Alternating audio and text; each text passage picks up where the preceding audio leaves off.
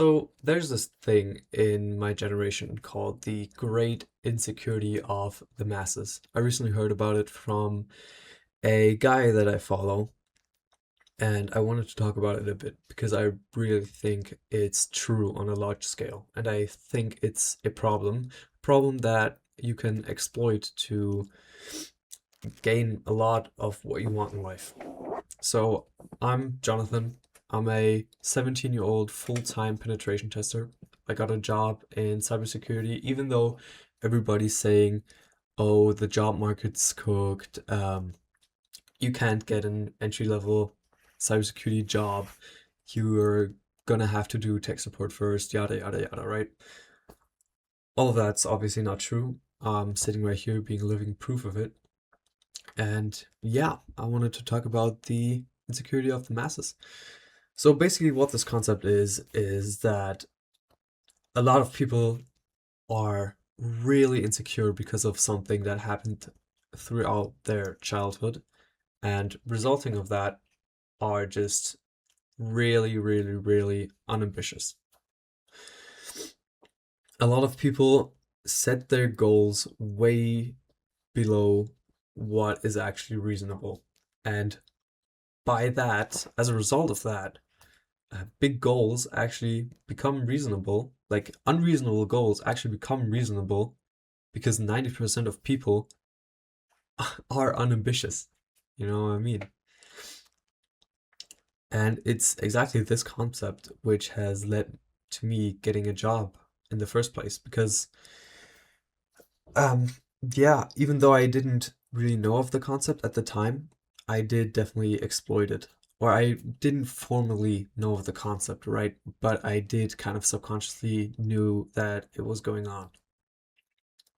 Basically, there have been multiple studies on this. One of which I really like. I don't think it was a study. I think it was like a case study, like not an official science study. You know what I mean? One of them is looking at podcasters, right? It looked at what percentage of podcasters actually make it as a successful podcast. So they had a pool group of people that actually wanted to start a podcast. 90% of that group didn't even start. Like they wanted to make a podcast, they really did, so much that they said in a survey that they actually really want to start a podcast. Obviously, that data is skewed, right? Um, People say a lot of things on the internet, but still the point stands. 90% of those people, of this select group, didn't even start, right? And that's a big problem in my generation, I think. This probably stems from insecurity of people thinking they're not good enough or something. I don't really know where that would come from, but I feel like I've made some good progress in counteracting that. Of those 10% that actually started making a podcast, actually made the first episode, right? Of those 10%, again, 90% didn't make it past the 21st episode. That's, if you post daily, that's 3 weeks of consistency. Just be honest with yourself here. Could you do a podcast episode? Like realistically, could you, if I pointed a gun to your head, could you do a podcast episode every day for the next 3 weeks? Right. 90% of the people who made their first episode didn't make it past the 21st, didn't make it past the first 3 weeks. The same data is actually shown in people doing New Year's resolutions in the fitness scene and going to gyms and whatever. I don't think over there it's 90% of people that actually don't even start their New Year's resolutions, but it's still close to that. But then again, of those 10% that actually started, 90% again quit after 3 weeks or before the 3 week mark. Fucking hell. So what we can learn from that is in any field in life, and it's not just those two fields. Obviously, this has been studied over multiple fields. I am not just pulling two examples out of my ass and telling you, oh, this is how it's all across the world. No, it's been extensively studied. So, in every field, we can say that to be in the top 1% of the competitors in those fields, you just have to be consistent for 3 weeks. That's literally all it takes. Same as for cybersecurity. And if we take this analogy and apply it to cybersecurity, now let's say we have 1,000 people, right? A pool of 1,000 people who have studied a little bit in cybersecurity. They know what pen testing is, they know what SOC analysis is, they know what red teaming is, they know about all of the job positions, they know about bug bounty, they know about how you can do CTFs and get better at hacking that way. 90% of those people are not going to take the big step, which would be to get a certification or to go study cybersecurity in college, right? 90% of those people, so 900 of those people don't even start.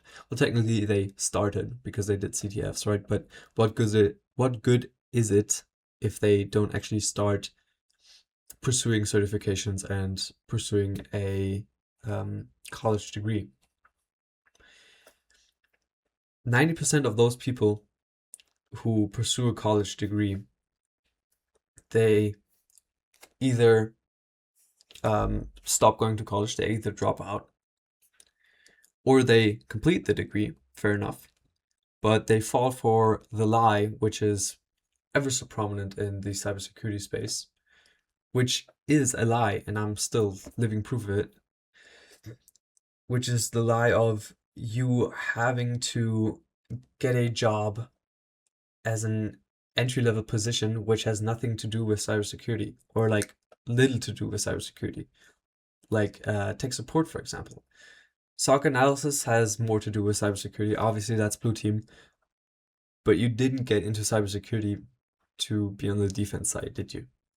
So 90% of people who actually study cybersecurity in college rack up $200,000, $300,000 in student loan debt, or pursue certifications, either start in an entry-level job, which has little to do with what they actually wanted to do, or they just quit altogether. Out of those 1,000 people, it's 190% of those is 10 people. We have 10 people left out of 1,000 that actually apply to pen testing and red teaming jobs. Now, let's say the company that I work at, in a hypothetical situation, they are looking for one additional pen tester. Out of those 10 pen testers, one pen tester gets that position, right? The other 10, because the competition is so low, because no one's trying, obviously also get all of them get jobs, because really it's like being a pen tester can be an entry-level position, definitely, if you do have the acquired skill set to for that, right? That one person that is starting out at our company is what? How old is he? Let's say 24. By the time that person has applied for the job and gotten the job, I'm already a senior, you know?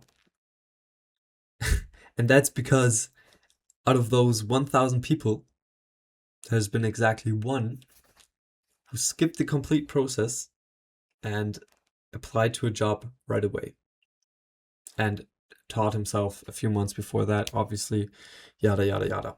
I did do a junior level certification. Right. How did I get here?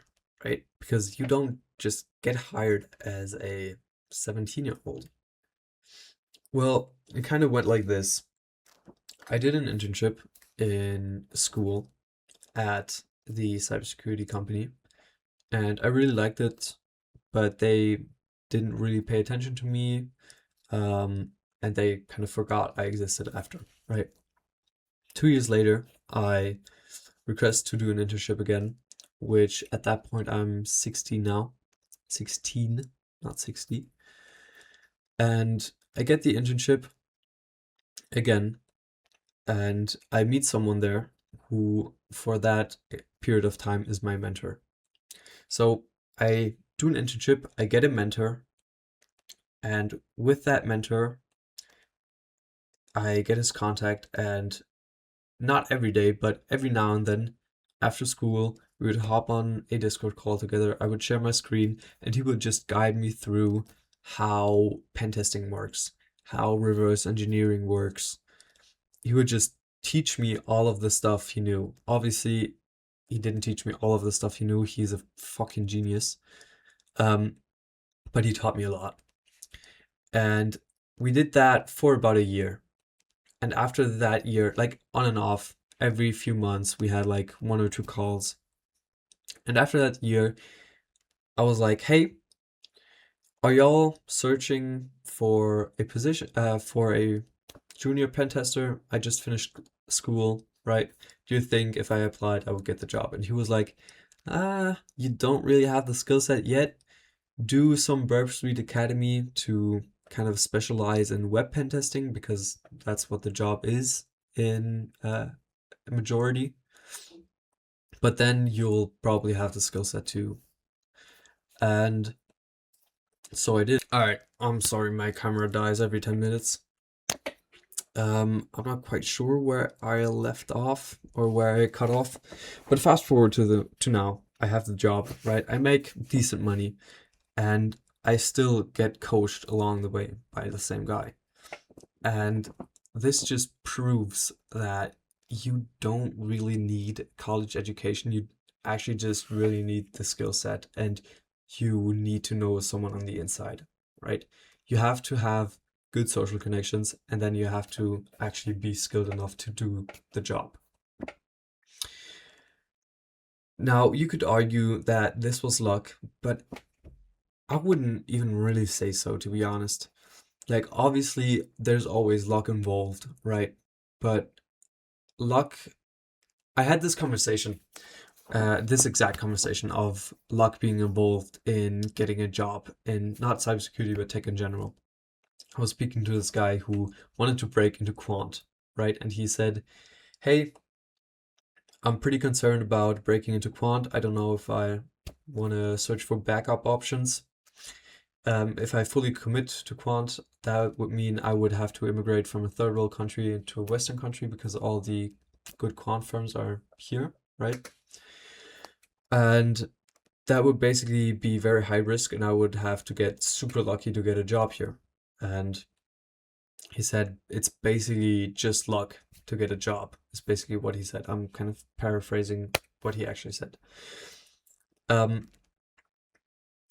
And I said to him, I think I disagree. It's not really that much luck that determines if you get a job in the industry that you want or not. Obviously, luck is going to be a factor, but it's only going to be that. It's only going to be a factor. Imagine for a second we have a tank, just a water tank, right?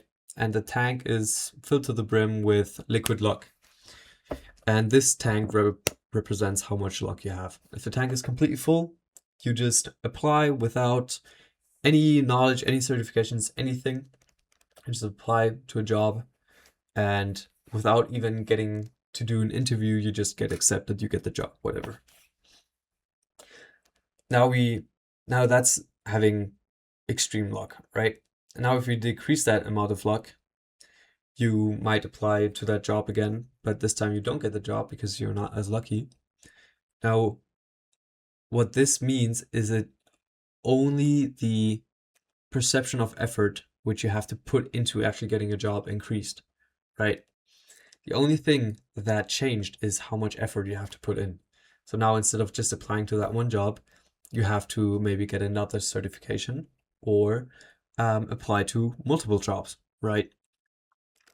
if we decrease the luck even more, what you can do now is try to do some OSINT on the companies, try to find someone on the inside and try to befriend them in IRL and get the contact that way, right? What I actually recommended to him, not recommended, but what I used as an example was if you were super, super, super unlucky, you would get rejected everywhere. Even though you have the skill set, you have the certifications, you have everything, right? It is pure luck at the end of the day.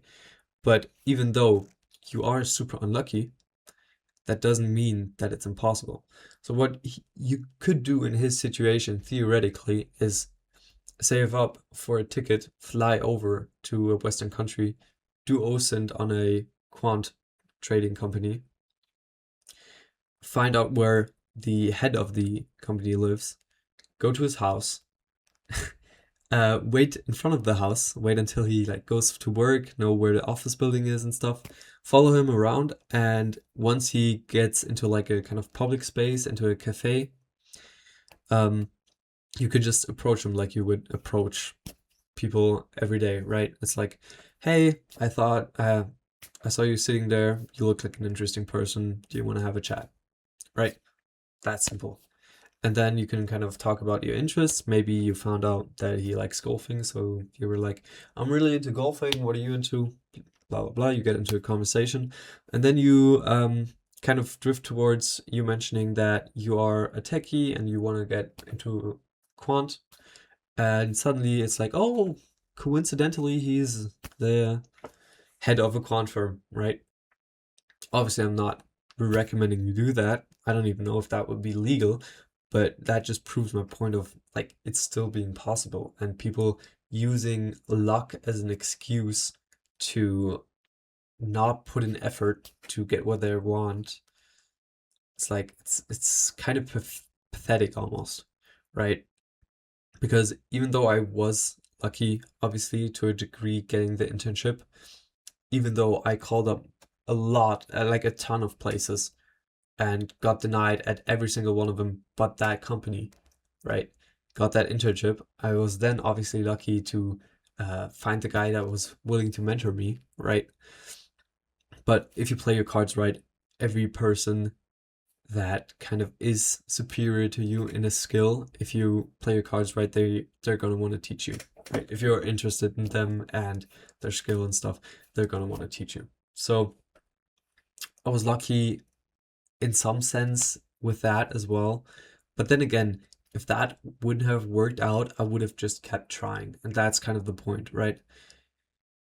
It's so important that in the age of where people just are not trying, that you put in every single amount of effort that you have, and you will almost certainly surpass people and be able to get so far ahead of your competition. Yeah, this is kind of meant to inspire you and give you some hope. The job market is not cooked, right? Um, you can definitely still get a job. I mean, even in my circumstances, right? There's a lot of people out there that are actively looking for people like you who need pen testers, right? Obviously, don't apply. Don't be a dickhead and apply if you don't have the skills for it, right? Um, but yeah, I hope you do well, man. That's kind of all I got today.